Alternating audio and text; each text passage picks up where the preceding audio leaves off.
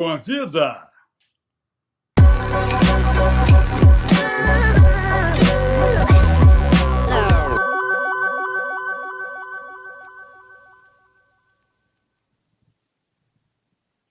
Estamos em setembro, esse é um mês importantíssimo para nós, profissionais de saúde mental, durante todo Setembro Amarelo, que é o nome da campanha, né, no mundo todo.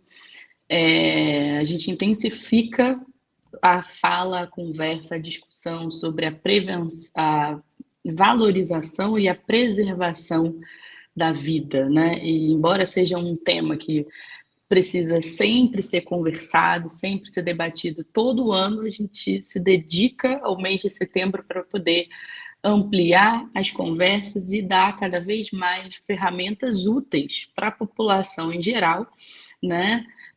Sabendo aí como proceder em momentos de sofrimento emocional mais intensos. E quando a gente fala sobre esse tipo de temática, né, tem sempre dois grandes grupos envolvidos. As pessoas que estão, de fato, em alguma angústia emocional, estão atravessando por aquele momento específico, e aquelas pessoas que acompanham alguém durante a sua dor, né? Pode ser um amigo, um familiar, um cônjuge, uma pessoa ali próxima que tem algum vínculo de alguma maneira. E, normalmente, esse segundo grupo é o que compõe a rede de apoio da pessoa em sofrimento, né? E por isso é um grupo que está ali observando os sintomas e os comportamentos, notam que tem alguma coisa de diferente, né? Percebem e tem alguma medida do grau de gravidade e a intensidade dessa vivência ali para o seu ente querido, né?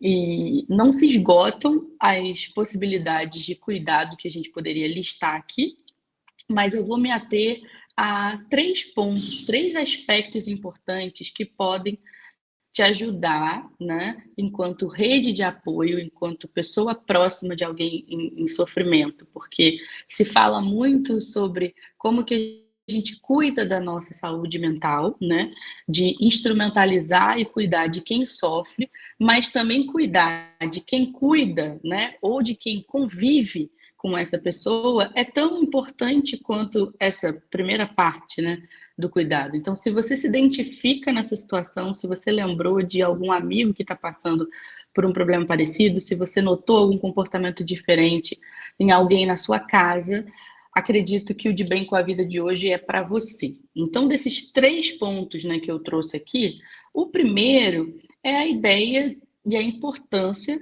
igualmente, da gente normalizar a conversa sobre sofrimento emocional.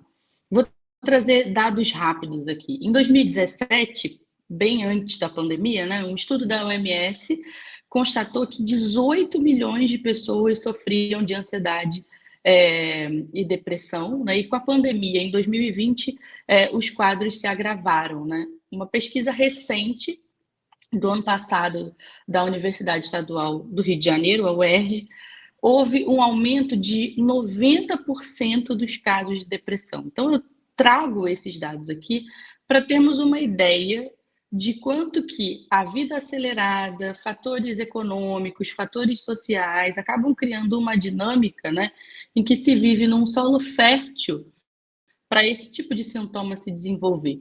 Então, quanto mais nós falarmos sobre o tema, abrirmos uma conversa franca para tirar dúvidas, um espaço de acolhimento, mais informação e estratégia a gente tem, e isso pode ajudar a prevenir e até antecipar, né, alguns sintomas, evitando aí a sua intensificação. A conversa ela é fundamental, se feita de maneira responsável, de maneira cuidadosa, com uma escuta acolhedora, para que essas trocas, né, fiquem cada vez mais normalizadas e a gente tenha cada vez mais ferramentas. O segundo ponto é entender que a sua ajuda, caso você não seja um profissional de saúde mental, nesse caso específico aqui que eu estou falando, ela acaba sendo mais limitada mesmo. E isso não precisa ser um problema. Eu entendo que quando a gente está diante de alguém em sofrimento, o que mais queremos é acabar com aquilo rápido, né? Oferecer uma ajuda que seja eficaz. Só que essa urgência nem sempre ela contribui para o alívio dessa dor. Muitas das vezes a pressa em ajudar faz com que a gente se atropele, atropele quem está quem tá passando por essa situação, e a gente acaba ali lidando com um constrangimento, com um desconforto, que poderia ter sido evitado, né, se a gente entendesse que a sua ajuda enquanto rede de apoio pode ser muito boa e muito efetiva quando você se propõe a ouvir o que a pessoa tem a dizer, a escutar de maneira presente, de maneira ativa e, principalmente, encaminhar essa pessoa para uma ajuda especializada. E esse encaminhamento pode se dar desde você passar o contato de um profissional que você conheça e indicar que a pessoa procure, ou você também pode acompanhar essa pessoa em uma consulta, tá com ela, ler sobre isso, levar algumas informações, alguns estudos para que vocês possam trocar uma ideia. E terceiro e último ponto, esteja por perto, enviando uma mensagem para checar como que a pessoa está, convida essa pessoa para sair com você ou para ir na sua casa, ou você ir até a casa dela, se for mais viável, e vocês conversem como estão as coisas, e dentro dessa conversa relembrar a pessoa o quanto que a vida dela é importante e cheia de possibilidades.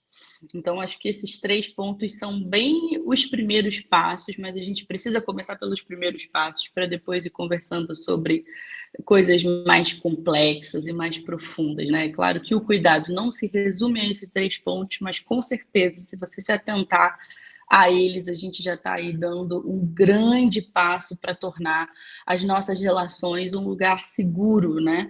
Para se estar, um lugar mais acolhedor e mais atento ao que o outro está vivendo também. Um bom setembro para nós.